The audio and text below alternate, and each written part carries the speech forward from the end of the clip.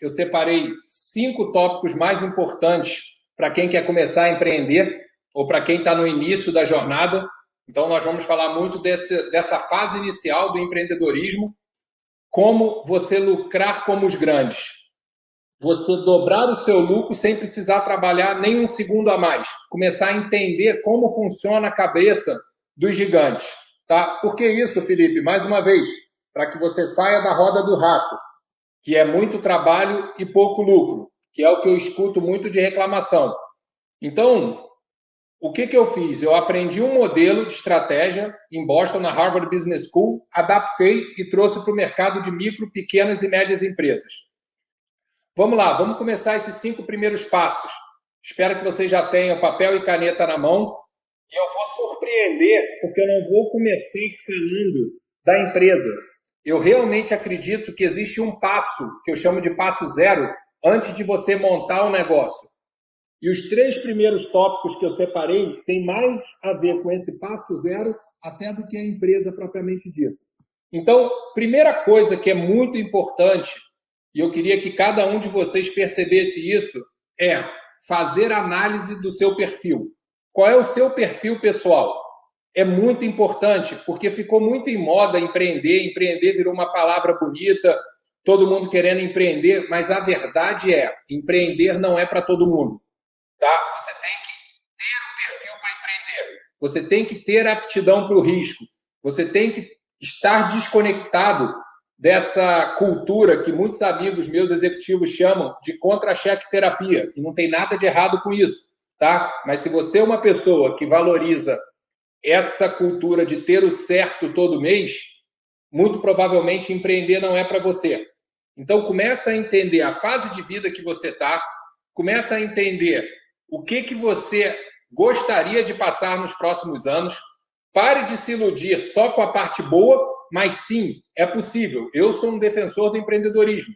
Então, se você reunir essas características, junto com trabalho duro, com dedicação, com abrir mão de muitas coisas, principalmente no início, você vai ter sucesso.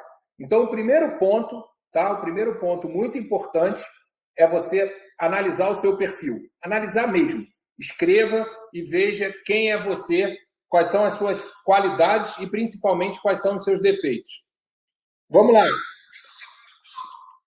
acompanha o Estratégia Win, eu falo de 8 pontos e o número 3, que eu sempre digo que é o mais importante, é a vantagem competitiva do negócio. Mas todo negócio pequeno, todo negócio que está começando é a cara do empreendedor. Então, é muito importante você saber qual é a sua vantagem competitiva. O que você tem de diferencial? E por incrível que pareça, é mais difícil achar a nossa vantagem competitiva do que a vantagem competitiva do nosso negócio. Felipe, vamos lá, nós estamos falando da prática, nós estamos falando em aprender como os gigantes fazem. E aí, o que eu digo é o seguinte, comece a conversar com as pessoas que convivem com você. Comece a perguntar, desde pai, mãe, irmão, amigos, como eles te veem, porque não necessariamente nós somos o que nós achamos que somos. Então, comece a fazer essa análise que você vai descobrir quais são as suas qualidades, aonde você tem um diferencial. Comece a observar como é que eram as suas relações, desde a escola, faculdade, trabalho, que você vai ter uma maior noção do seu perfil. Pegou, pessoal? Analisou o seu perfil, entendeu a sua vantagem competitiva? Vamos fazer o link agora para negócio, tá? Trazendo para negócio, o que é empreender? Qual é a definição que eu dou de empreender? É resolver a dor de um cliente, tá? Então, cuidado para você. Eu já vi muitos mentorados falando, poxa, existe uma dor muito grande que eu identifiquei no meu bairro, na minha cidade, aonde quer que seja. Por isso eu vou montar um negócio para resolver essa dor. É exatamente o contrário. Você tem que saber o que você é bom. Sabendo o que você é bom, aí sim você busca as dores que a sua vantagem competitiva podem resolver. Vamos lá, para que não fique confuso. Tá? O processo é entender a sua vantagem competitiva que vai ser colocada na empresa, perceber o que isso agrega de diferencial e conectar com uma dor. A partir desse momento é que você começa a pensar em si. Vocês conseguiram perceber esses 3 primeiros links? Vocês conseguiram perceber como, antes de montar a empresa, nós vamos falar nos próximos 2 tópicos, de você montar a empresa, de como você deve começar, qual o pensamento que você tem que ter. Vamos dar dicas de execução. Vamos falar qual a melhor maneira para evitar a quebra da empresa. Vamos falar como você deve fazer para descobrir o seu produto ideal. Vamos falar como você deve fazer quando aquele projeto não der certo. Beleza, tudo isso é muito importante e eu quero ir tópico a tópico com cada um de vocês. Mas antes da gente passar, eu preciso que você entenda os 3 pontos iniciais. Porque é um erro muito grave e eu vejo muita empresa fracassando, muita empresa quebrando. Primeiro, o empreendedor não tinha perfil para empreender. E não adianta, gente. Não adianta. É totalmente diferente. Não é nem mesmo porque você foi um grande gestor, um grande executivo, um grande gerente, que você vai ser um bom empreendedor.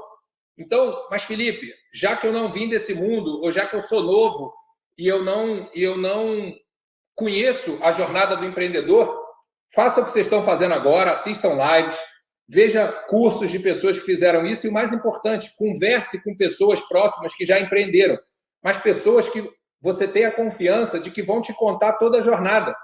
Não a jornada maravilhosa, a jornada do que dá certo, mas sim como você começa, como é duro. Eu estava dando uma definição para a minha equipe de uma das minhas empresas no Brasil e eu falei o seguinte: sim, o empreendedor, quando começa, ele varre a sala, se já tiver sala, tá? Porque às vezes a gente começa sem um ambiente físico, mas se tiver, você sim varre a sala, você serve cafezinho para o seu cliente, você faz o que tiver que ser feito.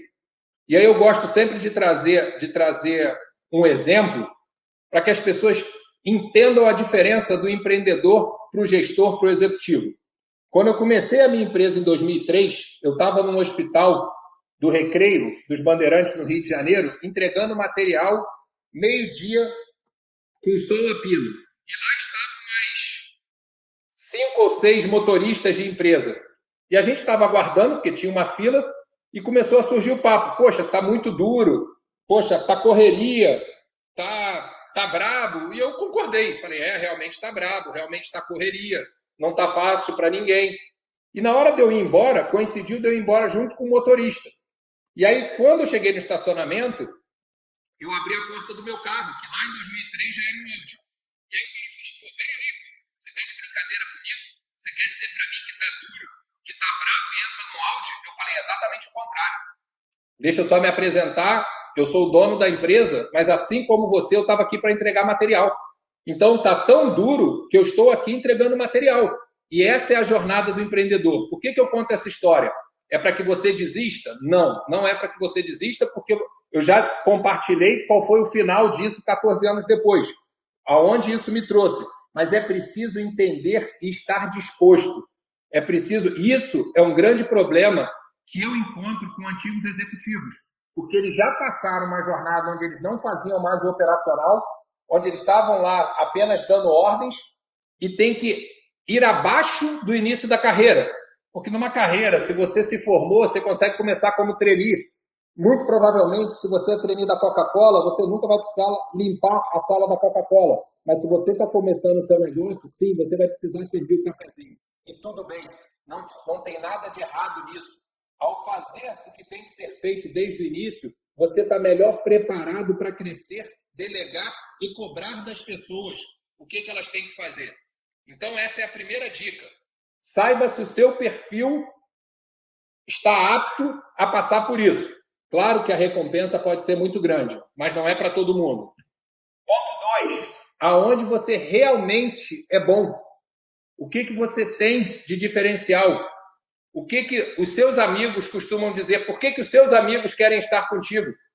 E olha, uma notícia ruim. Não é porque você é bom em tudo, porque ninguém é bom em tudo. Mas, com certeza, você tem atrativos que fazem com que as pessoas se relacionem com você, com que você seja um resolvedor de algum tipo de problema. Agora, poucas pessoas já pararam para pensar nisso. Muitas pessoas começam a empreender sem fazer uma análise. Eu brigo para que as pessoas analisem um negócio, mas eu brigo primeiro para que elas se autoanalisem, para que elas entendam aonde elas são boas.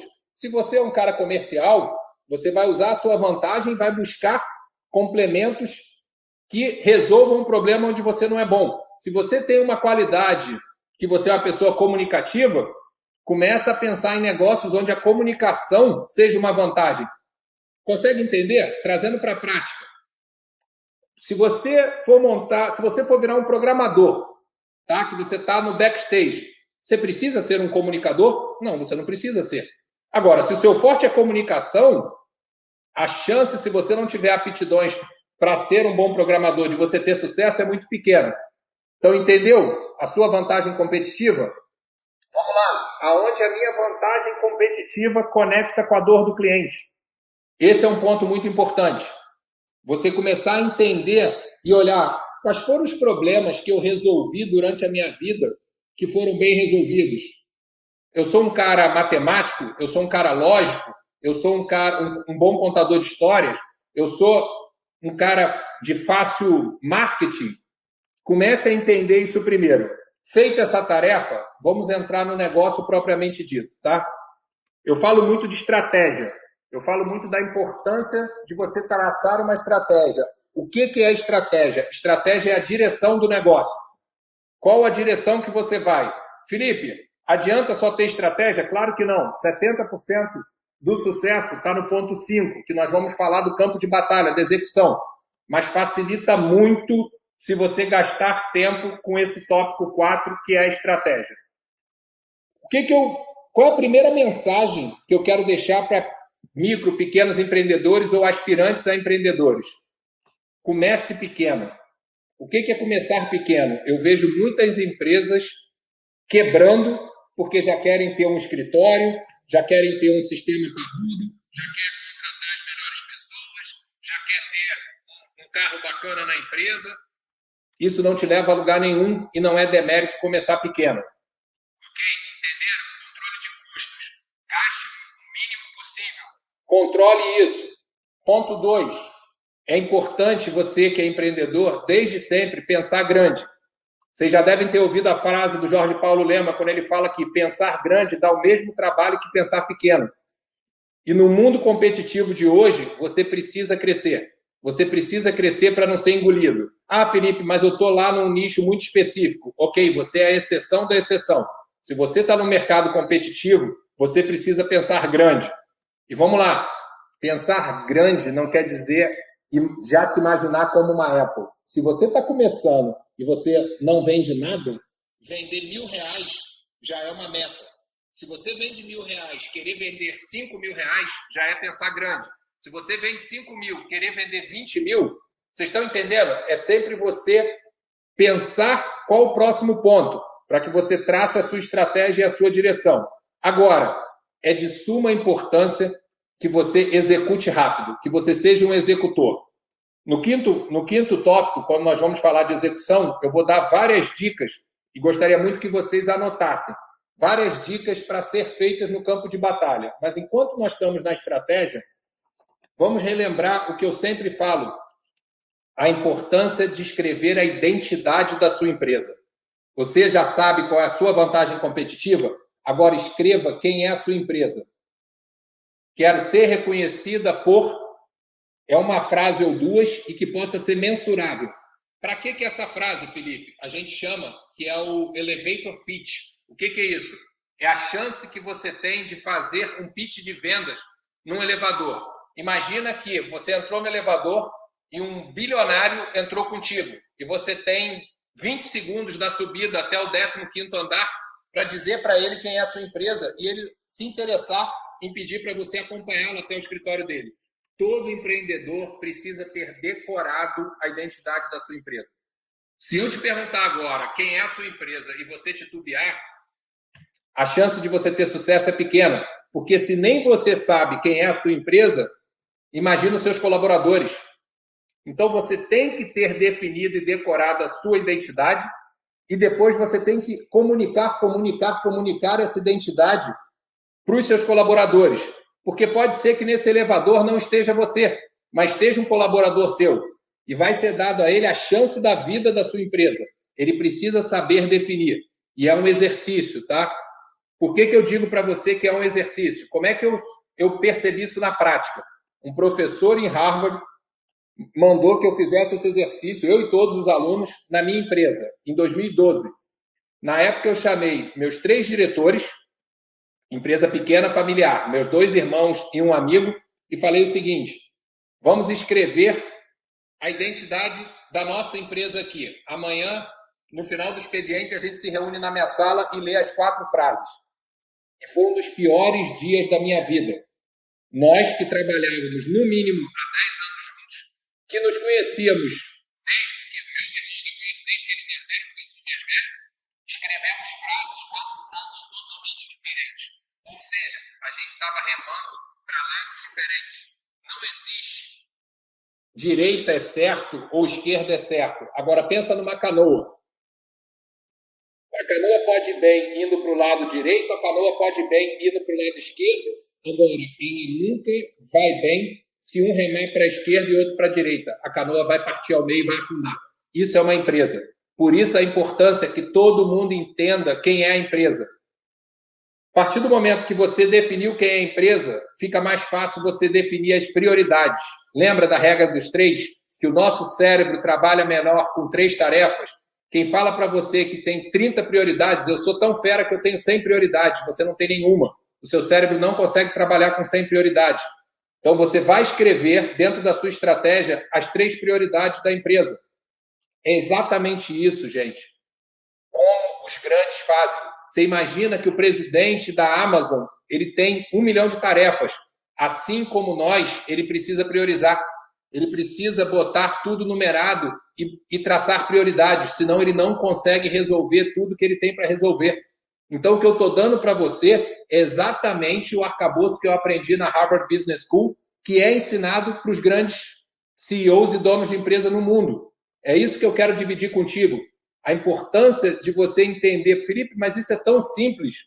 Será que é isso mesmo que eles fazem? Eu posso dizer que é isso mesmo. Eu fui lá na fonte beber água e aprendi. No início, você se espanta, mas depois você percebe que o sucesso está no simples bem executado.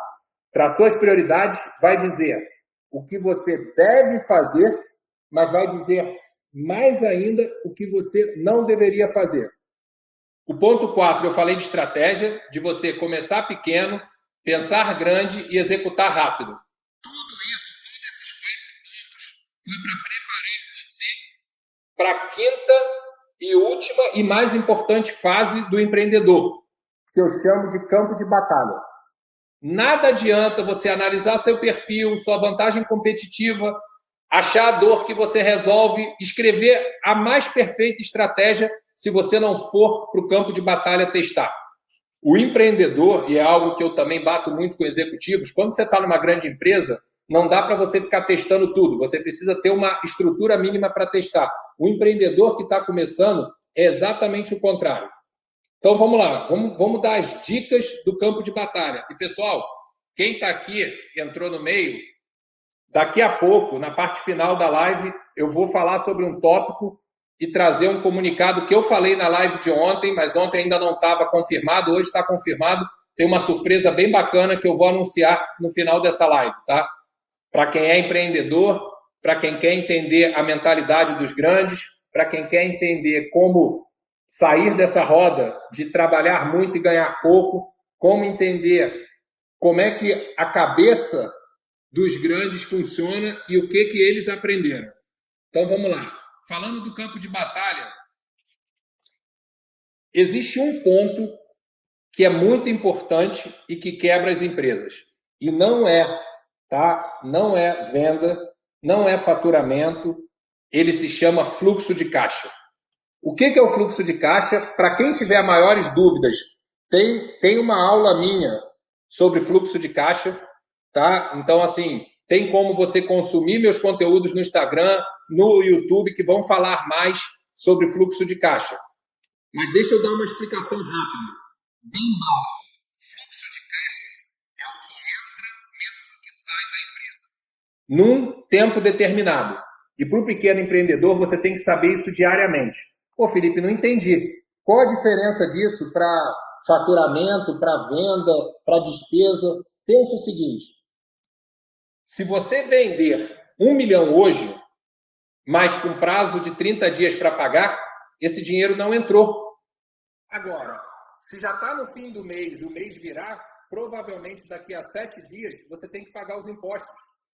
Se você tem uma negociação que não é muito favorável com o seu fornecedor e ele te dá só 15 dias para pagar, 15 dias antes de receber, você tem que pagar a sua matéria-prima.